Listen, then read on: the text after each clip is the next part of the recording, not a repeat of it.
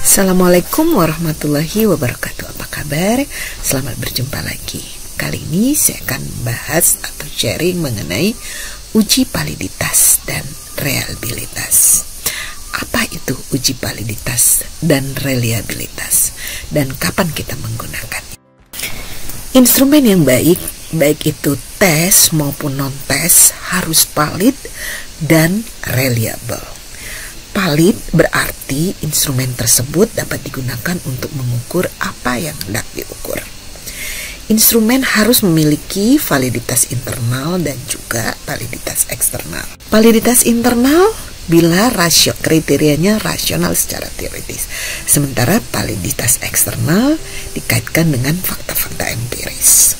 Validitas internal instrumen yang berupa tes harus memenuhi construct validity atau validitas construct dan content validity atau validitas isi.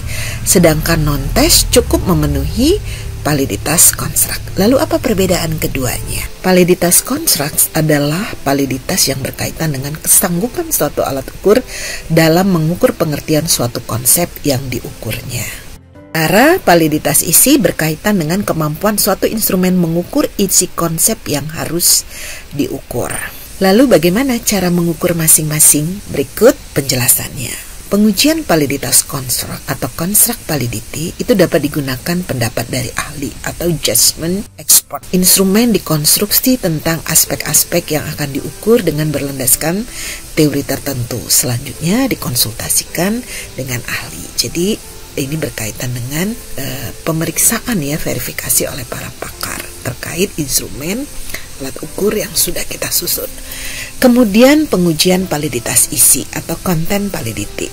Nah, pengujian validitas isi itu dapat dilakukan dengan membandingkan antara isi instrumen dengan materi pelajaran yang diajarkan, karena ini berkaitan dengan alat ukur yang terkait dengan tes Nah, kemudian untuk pengujian validitas eksternal itu diuji dengan cara membandingkan untuk mencari kesamaan antara kriteria yang ada pada instrumen dengan fakta-fakta empiris.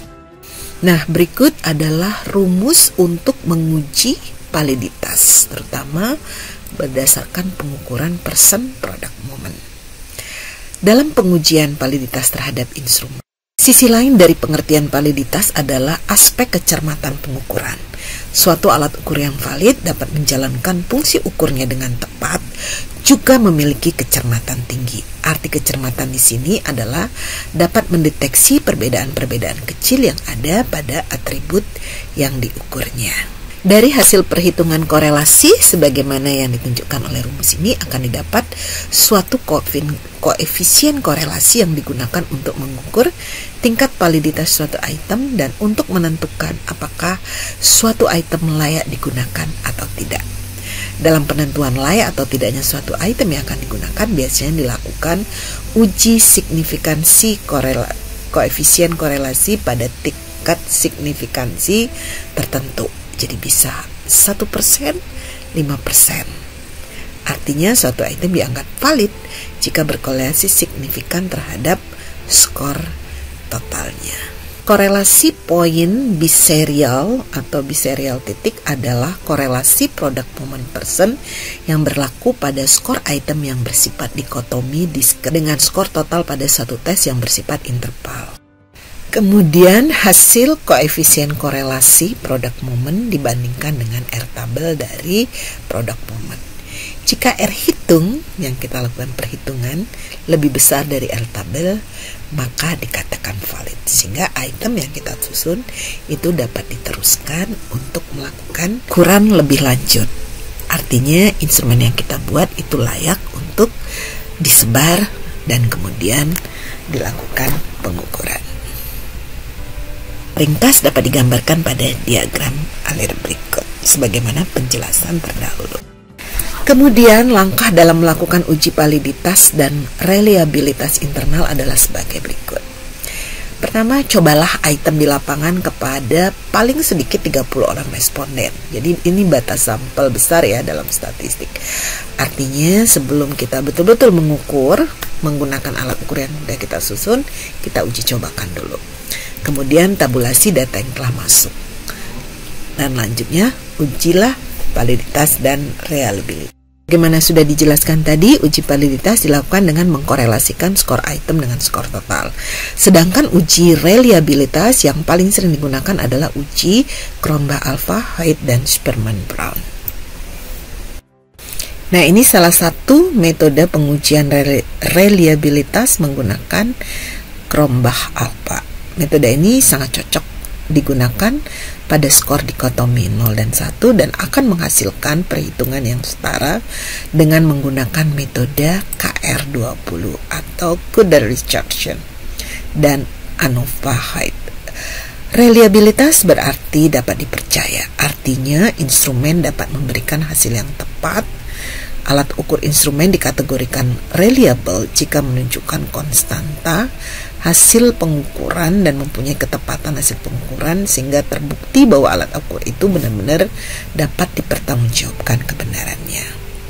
Nah, ini adalah tabel yang kemudian untuk kita membandingkan ya berdasarkan perhitungan dengan tabel sesuai dengan jumlah sampelnya. Berikut adalah tabel interpretasi nilai R atau koefisien korelasi. Jika nilai antara 0,8 sampai dengan 1, maka interpretasinya sangat tinggi.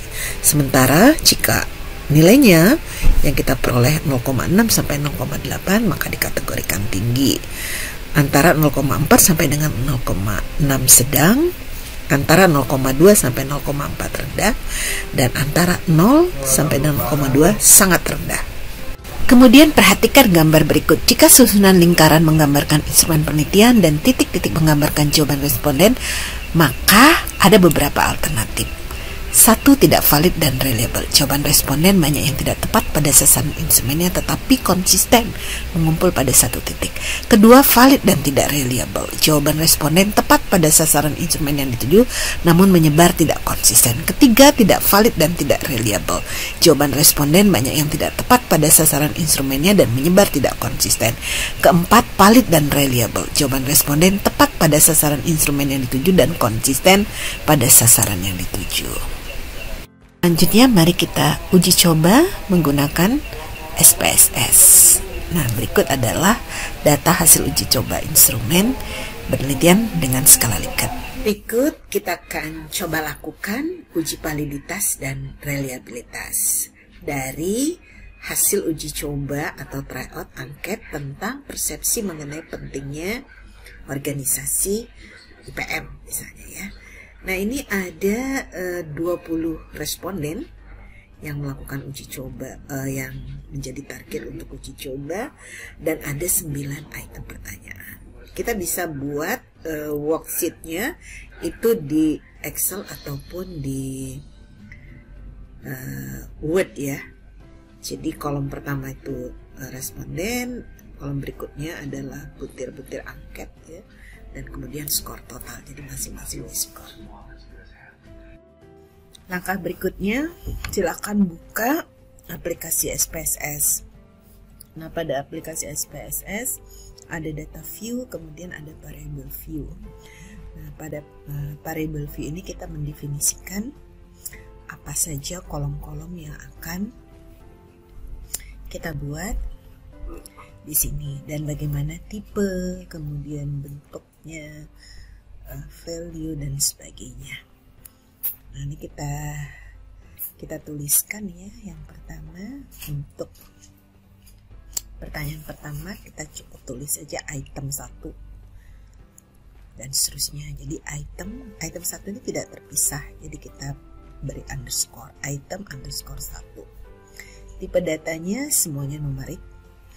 Dan white ini terkait dengan berapa jumlah. Kalau puluhan itu biasanya ada paling tidak ada 2 ya. Jadi kalau 6 ini sudah cukup ya, 6 ini sudah cukup lebar. Ya. Kemudian desimal di sini defaultnya adalah 2 desimal. Tapi kalau kita tidak menginginkan bahwa data kita dalam bentuk desimal, nah ini nanti kita rubah. Nah, kita cukup klik kemudian kita rubah menjadi 0 sehingga datanya nanti tidak dalam bentuk desimal.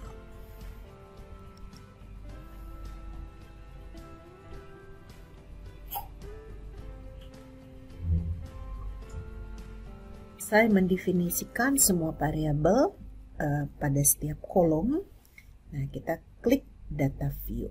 Dan ini adalah tampilan data yang sudah didefinisikan. Selanjutnya, data mentah yang telah kita susun tadi kita copy dan kita pastekan pada, jadi kita copy kemudian kita pastekan pada halaman data view. Nah, ini data yang sudah di copy. Nah, data ini siap untuk kita olah. Untuk menguji validitas, klik Analyze, kemudian Correlate, Bivariate. Nah, kemudian kita akan lihat di sini item-item yang sudah tadi kita definisikan, mulai dari item 1 sampai 69 sampai dengan 19 ya. Kemudian ada sampai dengan 20, kemudian skor total. Nah, semua item ini kita pindahkan ke kanan ke variabel. Bisa di klik A ya, diklik A, Ctrl A, kemudian klik ke kanan. Nah, kemudian ada yang kita checklist di sini. Yang harus kita checklist itu adalah version. Nah, ini hasilnya. Perhatikan nilai korelasi pada skor total. Jika nilai tersebut ada bintang atau bintang 1 atau 2, maka korelasi signifikan pada tingkat pengujian 5% untuk bintang 1. Kalau bintang 2 berarti sangat signifikan, itu pada 1% ya. Cara lain kita bisa membandingkan antara R hitung yang tadi sudah ditampilkan di output dengan R tabel ya, R tabel person. Nah, untuk itu kita akan cari dulu nilai R tabel person pada tabel R person, terutama pada N ya, N yang kita jadikan. Pada N sama dengan 20.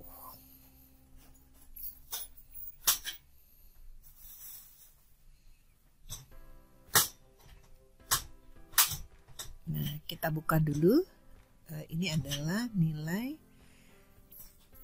distribusi nilai R tabel ya, untuk 5% dan 1%. Nah, ini kita bisa lihat untuk pada nilai 5% untuk N20, nilai R-nya adalah 0,44. Nah, kita tuliskan di sini 0,44. Lalu nilai ini kita bandingkan pada setiap R hitung ya, dari skor total untuk setiap item. Jika R hitung lebih besar dari R tabel, maka dia signifikan ya. Signifikan artinya valid ya. Valid, signifikan pada tingkat ketelitian 5% misalnya ya. Yang karena tadi yang kita pakai adalah yang 5%. Nah, ini kita lihat nilainya 0,781. Nah, itu adalah lebih besar ya. Itu lebih besar daripada R tabel, maka dia valid. Dan kita lihat di situ juga ada bintang ya. Bintangnya ya. Nah, bintang ini juga secara otomatis sebagai indikator bahwa pengujiannya adalah valid. Demikian seterusnya kita cek satu persatu untuk setiap item dan lalu kita bandingkan dengan R tabel. Jika R hitung lebih besar dari R tabel, maka nilainya adalah korelasinya adalah valid. Artinya bahwa setiap item yang menjadi indikator atau butir instrumen di dalam instrumen itu valid dan bisa mengukur dimensi atau indikator yang kita gunakan. Dan selanjutnya bisa digunakan untuk pengukuran berikutnya gitu ya. Kemudian kita lanjutkan mengukur atau melakukan uji reliabilitas. Nah, klik Analyze, kemudian klik Skill, Lalu klik Reliability Analysis. Nah, ini adalah tampilannya. Sama dengan uji validitas, maka setiap item yang di kiri kita akan pindahkan ke kanan untuk dilakukan pengujian. Hanya saja skor total tidak perlu diikutkan di dalam pengujian ini. Nah, setelah semuanya pindah ke kanan, kita klik statistik. Nah, lalu kita akan checklist ya. Skill if deleted, skill if item deleted ya. Nah, itu kita checklist ya. Setelah di checklist, kemudian klik continue. Lalu klik OK. Nah, ini adalah tampilan dari output hasil pengujian reliabilitas. Kita bisa lihat di sini alpha Kromba hasilnya adalah 0,808. Jadi nilainya cukup tinggi ya. Jadi ada pakar yang atau kita bisa bandingkan ya dengan nilai L-tabel. Jadi kalau alpha lebih besar dari L-tabel, maka dia konsisten atau reliable.